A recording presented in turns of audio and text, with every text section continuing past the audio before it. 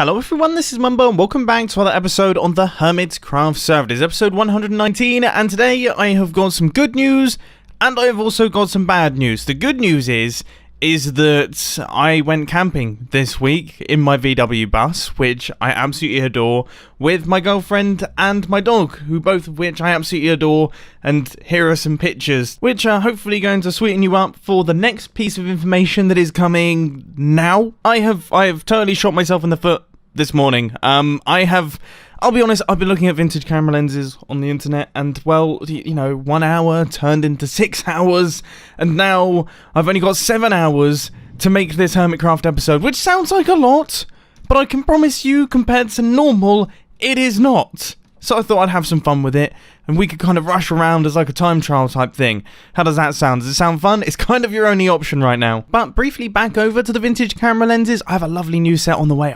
I can't wait to use them. Back on to Minecraft related things, there are zombies all over the place in my trading hall. That is worrisome, but we're not going to worry about it right now. Okay, there's loads of things that we need to do in here. Thing number one is to actually set up my entrance properly. We built in the door, that was looking great, but I want to set up some form of control panel and also, I guess, potentially do some green proofing. Actually, now that I think about it, doing some green proofing wouldn't go amiss here. I have just wasted so much time looking for this shulker box here. Why do I not take these things with me? So stage number one is to make this thing waterproof, which I have done after 3 spillages that destroyed the redstone door, always entertaining. So now that is looking like that. And I'm thinking we actually build an old school color combination lock to get into this place. I have not built one of those in ages, but it seems like a fun project to work on. Especially because I've had to work really hard on actually making the combination lock green proof as well, because I imagine the first thing that Grian will do when he sees this setup right here, these trapdoors, is he will just hold down the right click button. And if everything goes to plan, it should never break. And that is quite satisfying to use. So all we have to do is move the trapdoor to move the combination lock through, because of course it's going to be underwater. The trapdoors can be waterlogged, which means that we have an input that actually works underneath the ocean. And it works as fast as, well, as fast as this. Now obviously with this current setup we don't have that many possible combinations, in fact it's only 6, but as you can see I've got input set up for a second module that can go directly next to it, and with the pair of them we've got 36 possible combinations, which isn't crazy. I mean, don't get me wrong, it's definitely crackable, but for the average person or Grian, we're fine. So Iscal, I hope you're taking note. I think I deserve a few points for security. I would say the likelihood of me breaking into the redstone of the 3x3 door once again is fairly high right here. I mean, I'm clearing out the space for our combination lock, and yeah, I'm expecting to wash it all away. Okay, this is looking pretty cool. Now we need to start placing in all of the redstone. So I guess the inputs will go on this side here, then we'll have all the colors, and then we'll actually have the security circuit itself.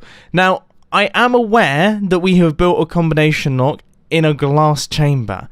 The reason I've done this is because I kind of want to give Grian a chance to see if he can actually work out the redstone. I think that would be really interesting. How's all of this looking then? So I decided to go for cyan terracotta just because, well, it looks good with white concrete and it fits in with the theme of the rest of the base. And that is surprisingly actually a lot of the redstone done. I'm just trying to work out, so that goes there.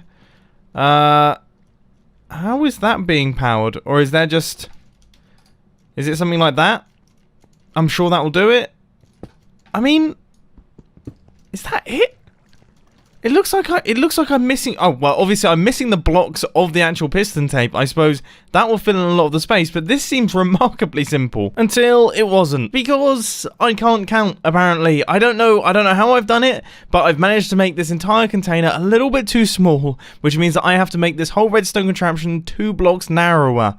And it was already pretty tiny. But thankfully, after racking my brain for a little while, I managed to get it up and running. So now we just need a pair of trapdoors. That's going to be our inputs. And let's give this thing a whirl. I am a little bit nervous because I'm just waiting for it to break itself and launch a block out the side and then waterlog the entire thing. Okay, trapdoors going in. Well, that's not the best of starts. It's already... Oh good, it's already broken itself. Sometime later, it should now all be fixed up and ready to go. So if I flick this... It's still broken. Sometime later, once again, it is now finally all working. I think at full speed. I'm very scared to do the green test, but I suppose we have to.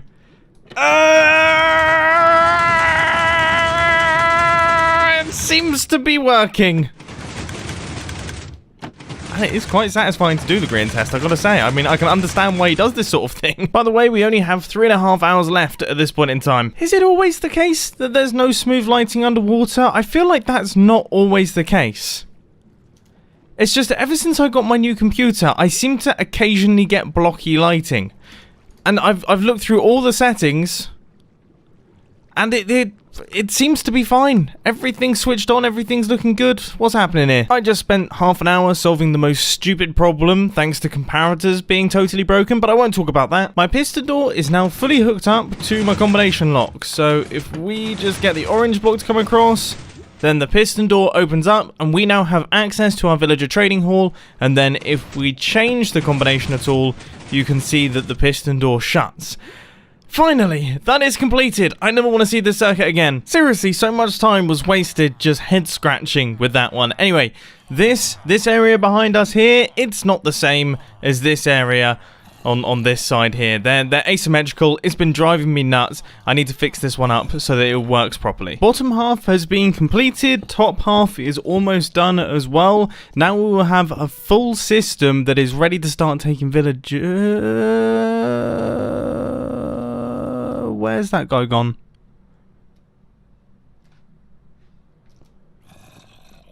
That's concerning. Where has that guy gone? We're a villager down. The only way that that possibly could have happened is that a zombie killed it or transformed it and then he despawned afterwards, but they're all renamed. By the way, this side is now done. I think I'm going to do a quick experiment. Okay, so let's drop this guy down here. I don't really need him anyway, so we can afford to lose him. If he then gets converted into a zombie, we'll then fly away and we'll see what happens. Even though he's renamed, does he despawn? I would say this is probably far enough away. Let's go a little bit further. And now we look. If he is missing, then we have a serious problem on our hands. I mean, I guess in a way, it's the same as it's always been. The villagers aren't safe. We have to be wary. But they're kind of more unsafe than they were in the past because we are actively going to be transforming them into zombies. And then we're going to be turning them back into villagers. If I disconnect from the server or anything happens while one of these villagers is a zombie, we're going to lose it. What if I'm trying to get my mending prices down? Or any of these. And then I disconnect from the server due to connection problems. And then I log back in and it's gone. I mean, I guess that's part of it. I guess there's nothing we can do. There is literally nothing we can do about that. They're renamed. But that does not help us here. Oh, I'm going to have to inform Iskal because I feel like he needs to know about this too. I also feel like we really need to light up this entire room now and make sure that nothing can spawn. Because otherwise, not only are we going to lose points in the competition, but more importantly, we're going to start killing our villagers. And that's bad, okay? Because the end goal for this whole competition isn't the 200 diamonds, really. It's to have an awesome trading hall filled with awesome villagers. You know, I always show you guys this thing from the inside, but it's actually quite satisfying to watch from the outside. To look at this madness. I haven't watched this in a while, actually. I kind of miss having a Guardian farm. I had one in Hermitcraft Season 5. Haven't touched them in Hermitcraft Season 6. Things have gone real south. Oh my word. Okay. I fell in a hole that seems to have all the mobs in it. Alright, yeah, a lot of mob proofing still needs to be done here. Dude, this is bad news. Those guys can despawn. Oh my word, it's my respiration 3 and efficiency 5. Do I have any golden apples? Oh, no! I've got the weakness potions. I don't have the golden apples, no! Well, I definitely think I'm going to learn my lesson here. I've got my golden apples from my base, but I think the likelihood of those villagers still being there is about 0. Here we go. Oh, that's heartbreaking. Genuinely heartbreaking. Long story short, mobs can spawn on pistons. Okay, remember that, because it might bite you one day. Okay, I have just spent a bunch of time looking around this thing, making sure that none of it can house any mobs. I think we're now all clear. I think everything is fully lit up, and nothing should spawn, and we shouldn't get any repeats of what's just happened. This video is now releasing an hour late, so we have got 1.5 hours left. One of the things that I really want to work on is my villager request circuitry, because currently every single time I want a new villager in the system, which if I keep killing them is going to be quite frequently, I have to go all the way over to my villager breeder and hit a button by the dispenser. It's not very 21st century, so hopefully we can set something up smart here. Now originally I was going to run a redstone line underneath our minecart rail, but then I thought if I could send the message through observers, then we wouldn't have to worry too much about water, because, well, observers are kind of like a pipeline for redstone signals. It will be a single tick redstone signal, and it won't be the fastest thing in the world, although we can make it 3 times as fast by mixing in blocks and droppers, but it seems like a smart solution. Right, that is now done. How does it look? You can barely notice it. If anything, it actually looks quite cool. So we have got kind of like a pipeline of a redstone signal that is traveling along underneath all of those minecart rails, and it makes its way into the dispenser. The only thing that I have to do is I've got to power the powered rail in front of the dispenser, so that when we actually shoot this thing, the minecart will travel along, and then we need to connect up an input that is going to run into this first observer at the front of this, and then I think we're just going to do a regular redstone line underneath the island here. And if I seem distracted there, it's because I am. What, Kubo, what are you doing? I can hear a shuffling going on out of eyesight. 2 things. I have totally run out of redstone. I have absolutely no redstone dust or redstone blocks left. This is everything that I have. And also, I've lost my redstone box, which is not helping the situation. And we don't have much time left. And I think that clip shows how well I do under pressure, because I have a witch farm. It automatically produces... What have you just done, Kubo? Smashed a pot? Yeah, he smashed a plant pot. It automatically produces redstone. Yeah, I'm just going to ignore the plant that has just been smashed all over the floor. There's soil everywhere. Who would get a dog? Alright, everything should now be connected. This is looking very 2012 redstone-y, but it's never going to be on show, so it doesn't matter. So let's do some testing, shall we? If we activate this bottom dropper down here, what happens? Okay, so I heard a redstone signal travel.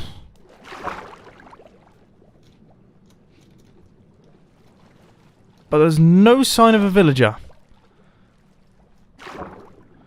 Huh, 45 minutes left to go. Why exactly has this not fired?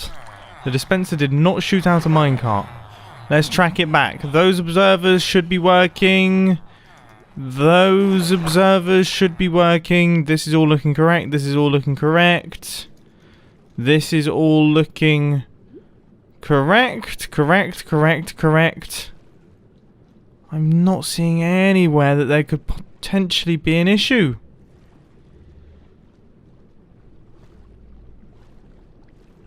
There is literally nowhere.